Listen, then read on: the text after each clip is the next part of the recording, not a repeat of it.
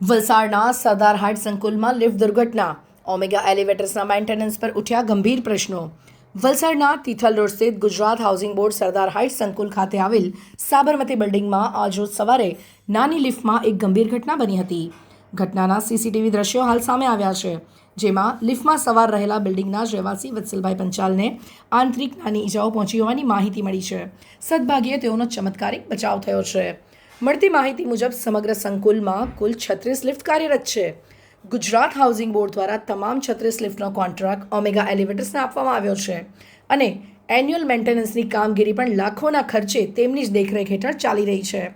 આવી ઘટના સામે આવતા હવે લિફ્ટના એન્યુઅલ મેન્ટેનન્સ અને સલામતી વ્યવસ્થા અંગે ગંભીર પ્રશ્નો ઊભા થયા છે. વલસાડની સૌથી વધુ વસ્તી ધરાવતા રહેણાંક વિસ્તારોમાં ગણાતા આ સંકુલમાં બનેલી આ ઘટના રહેવાસીઓની સુરક્ષા સામે પ્રશ્નાર્થ ઊભો કરે છે.